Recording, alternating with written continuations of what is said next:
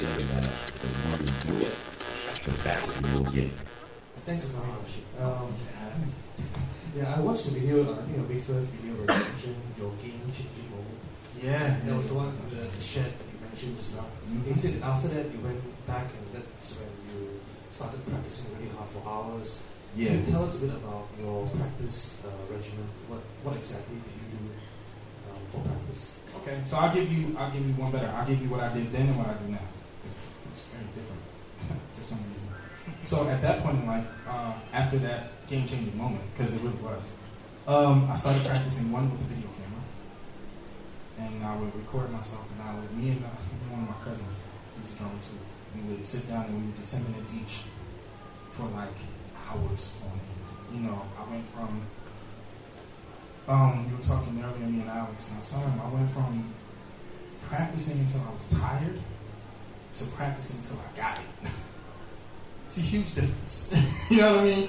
You know, I don't know if you guys have ever been where I've been, where I'm sitting in the room trying to figure out how to make something happen on a drum kit, and I get so frustrated and tired, I just go, you know what?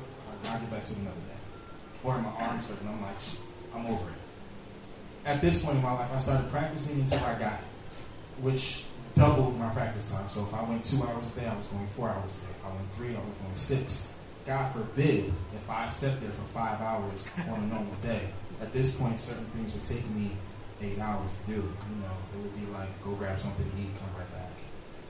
Get a bottle of water, come right back, some Gatorade, whatever. But yeah, like that. At that point in life, it was all about practice till you get it. No more practice until you're tired. Just, if it means you got to sit here all day and everybody in the house is yelling because they don't want to hear drums anymore, they'll get over it. I'm gonna practice till I get it. So yeah, that was a major change then. The major change, you know, and now it's changed even more because when I practice now, I'm practicing for different reasons. You know what I mean? Back then I was practicing because, see, this is so, I'll be really honest. I was practicing a lot because I wanted to just be as good as the people that I saw play. And that was, it served its purpose. It was good for the time that I did it. After a while, I started practicing to create my sound, to separate myself from the world of drummers out there, and which is really hard to do because it's so many drummers and there's so little access to information, you know, and what ends up happening is you get regions that all sound alike. That is where YouTube is actually a good thing.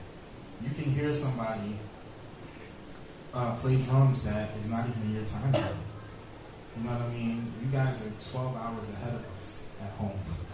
It's really weird. But the thing is, YouTube allows us to watch each other. When Alex told me about some drummers in this area, I was able to look these guys up and watch them play. It was really cool. You know, YouTube gives us that access. So it's really hard to separate yourself now. So practicing for me became practicing to create my sound. Figuring out what about me that I want to make different than everybody else. That I just want to have the deepest pocket ever and nobody cares about chops at that point. Or that I want to have all the chops in the world and could do anything but not have a pocket. Or that I want to have a little bit of both. For me it became I want to make it feel good. First and foremost, I don't really care about, especially on a gig, you know, I'm not really big on all the tricks and stuff, you know. Stuff is, it's cool to have in your back pocket, but I don't really do it that much on the gig. But the thing is like, you know, I started finding out that where I was my strongest was in just making it feel good. You know, finding my place in the musicality. A lot of drummers don't understand the concept of playing the music first. You know what I'm saying? It's like Phil Collins is idol, like I said. So all the drummers. Now that was wrong, and that's what everybody does. You know what I'm saying? It's like learning music became more for me about the musicality, like truly learning as kick first. Like learning those things became, okay, now how do you make that feel good? How do you make it feel different than Phil Collins did? And my practice became about that. You know what I mean? And to take it a step further, I started doing a lot more homework. You know what I mean? Learning about drummers. Dude, there's a lot of drummers in this world. You know what I mean? It's too many. You know what I mean? It's because of that. Let's just talk for a second. Because of that, it becomes that much harder for any drummer to become a professional. It becomes that much harder for any drummer to become successful to whatever your level of success is. So we have 10 times the responsibility as the corporate America person, as the athlete, as whatever, because it seems like everybody's a drummer. Even keyboard players know how to play drums. Everybody can play drums, even if they chose to go somewhere else and play something else. You can still play drums, right? So it's like we have to work that much harder. And I think that doing homework is something that separates a lot of drummers. A lot of drummers don't go back and look at the early stage guys that created the stuff that we just reinvent now. You know what I mean? And the thing is, Russ Miller, man, he dropped some knowledge on me about a week ago. He said to me, Dennis Chambers is only Billy Connolly. And I looked at him and I was like, whoa, that's major, because I like Dennis, but I don't know much about Billy. So what I did was I went on YouTube, which is where it pays itself off, and I looked up Billy Connolly. And lo and behold, Dennis Chambers is only a younger, more modern Billy Connolly. And you know what I mean? If you look at these things, and even down to like Dave Weckl was only a Vinny Colaiuta, so to speak. You know what I'm saying? You look at these guys and you find out that once you do the homework, these things only become really a lot more simple. You know what I'm saying? But it will triple your practice time, because you'll find out that, you know, to do it the way Dennis did it is one thing. To learn the way Billy did it is a whole other thing. Billy got a lot of what he did from Elvin Jones. To learn the way Elvin did it was a whole other thing. So you do 2 hours for each of them. You just have a 6-hour session in your system, you know, which is a healthy state practice. You know what I'm saying? So it's a full-time job. It's something that you have to commit to, and the more your mental, I guess you could say, perspective grows, the more you'll find new things to play. Trust me. You will find so much stuff to play. It's like, you know, it's like if they just kept adding a new string to a guitar. How many ways would the average person, you know, overhand, underhand, 2 hands, 1 hand, like you find everything in the world. Drums is infinite. So, I mean, if you watch Chris Dave play, that's a prime example, right? Go to any Chris Dave clip that he did in the past 5 years, and playing with 4 sticks, playing with 3 sticks, I mean, just pick anything, he'll do it. And that's a whole nother aspect of practice. But if you look at Chris, and you go back to like the old early Mint Condition albums, right? You'll find that him and Stokely grew up in this era where they had a certain sound, and it can't be duplicated. However, if you look at that, and you go back and look at Max Roach, go back and look at some of these early drummers, you'll only see exactly the same thing. So, yeah, man, I mean, that's like the long version of like always do the homework to learn more about these guys that gave us the ideas that we use on a day-to-day basis. And before you know it, your practice time will increase, your knowledge will increase. Like, it'll just be a really cool chain effect thing that happens. Yeah, Rashid, I just want to ask, when you're touring, or like you say now you have a more intimate set with John Legend, right? Mm-hmm. Like before this, when everything was like louder, you're a bigger kid. What's your? I'm assuming you use in-ears. Yes. You also use wedges? No.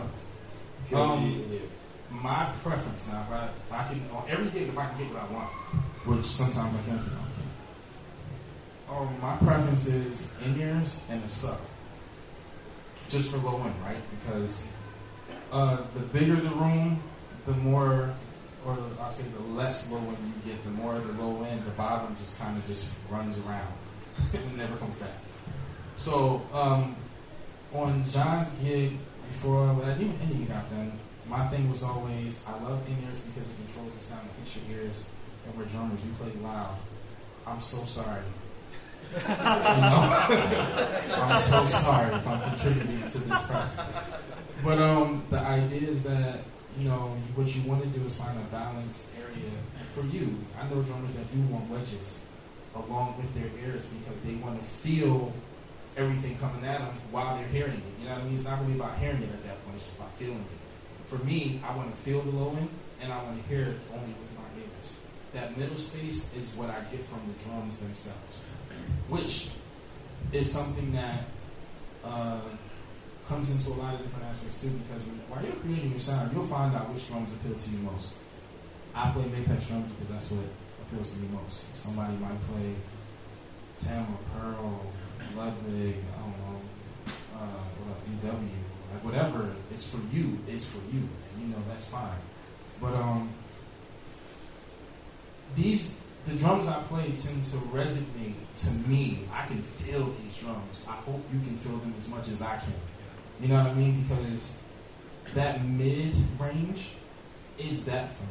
Is the actual feel of the drums. So all I really want to hear is give me the upper stuff in my ears, give me the lower stuff on the sub. Everything else in the middle will just be natural, which I kind of like to have some natural stuff going on. A lot of drummers, when they play with ears, they tell the minor engineer, they're like, cut the drums up in my ears.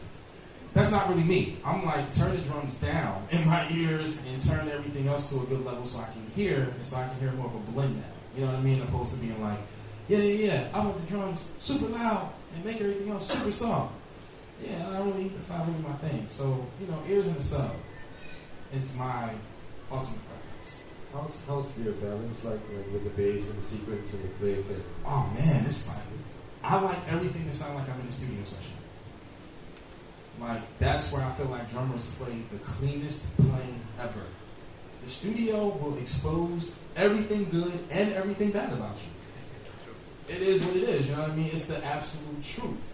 When you can go back and replay something and everything is mic'd, it exposes you to like the worst extent. You know what I'm saying? So the idea becomes that if my ears can sound like a studio session, click and all, everything can sound like a studio session, where the bass player is not louder or softer than my kick drum, because that's where the lock is. You know what I'm saying? Where the keyboards are not like blaring in my ears, but everything is kind of sitting real nice, even to the point where I can feel certain things, but I can't hear them. You feel what I'm saying? It's like, I look for that blend because that's when I play my best playing. It really feels like a studio session. It's like, this is like, I want to hear what it sounds like later.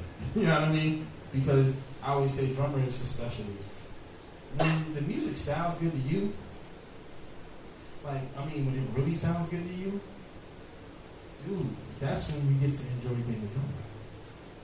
Who cares if, who cares? I'm going to say this very seriously. You guys are like, what? Who cares if it sounds good to the crowd? You know what I'm saying? To some extent you do, but to some extent you don't. Because at the end of the day, it will sound good to the crowd if it sounds good to you. So when you sit down and you got your ears in, or you guys doing like club dates where there are no ears, but there's like wedges, and the idea, you make it sound good to you, because when you're playing, if it feels good to you, it'll be perfect for that. Your heart will be attached to that, and that's something that you can't duplicate.